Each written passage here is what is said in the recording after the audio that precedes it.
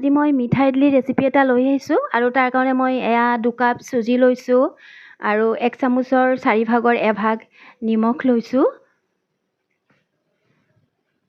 তাৰপিছতে এয়া টেবিল চামুচেৰে মই 2 চামুচ চেনি দিলোঁ।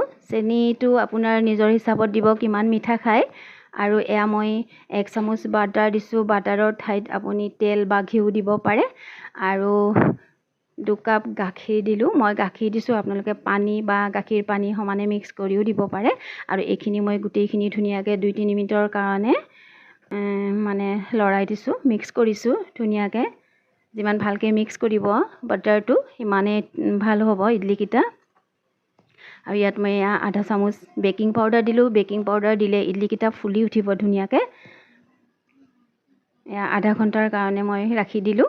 আৰু এয়া ইডলি ষ্টেণ্ডৰ বাতিকেইটাত মই অকণমান ঘি লগাই দিলোঁ। ঘি লগাই দিলে ইডলিকেইটা ধুনীয়াকৈ উঠি আহিব। আৰু এয়া ইফালে মই কুকাৰটো বহাই দিছোঁ। কুকাৰত 1 গিলাচমান পানী আৰু জালিখন লগাই দিলোঁ। এয়া আধা ঘণ্টা পিছত এনেকৈ ফুলি উঠিছে চুজিখিনি। আৰু এয়া মই বাতিকেইটাত অলপ অলপকৈ দি দিলোঁ। বহুত অভাৰ কৰি দিব নালাগে, পিছত ইডলিকেইটা ফুলি উঠিলে বেয়া হৈ যায়। আৰু ইয়াত মই এলমণ্ডছ দিলোঁ অকণমান। তাৰপিছতে এয়া নাৰিকলৰ গুড়ি দিলোঁ অকণমান।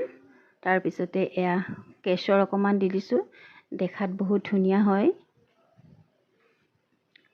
এইবিলাক একো নিদিলেও হয়, কিন্তু দিলে দেখিব ধুনীয়া দেখি আৰু সৰু ল'ৰা ছোৱালীয়ে খাই ভাল পায় কালাৰফুল হ'লে। আৰু এতিয়া মই এইটো দি দিলোঁ ইয়াত। মই হাই ফ্লেমত 10 মিনিটৰ কাৰণে বইল হ'ব দিলোঁ। আৰু এয়া 10 মিনিটৰ পিছত ইমান ধুনীয়াকৈ ফুলি উঠিছে। আৰু চেক কৰিলোঁ হৈছেনে নাই, হৈছে ধুনীয়াকৈ। এয়া আমাৰ ইডলি হৈ গ'ল। ঠাণ্ডা হ'ব দিছোঁ। আৰু এয়া ঠাণ্ডা হোৱাৰ পিছত মই এতিয়া এইটো খুলিলোঁ।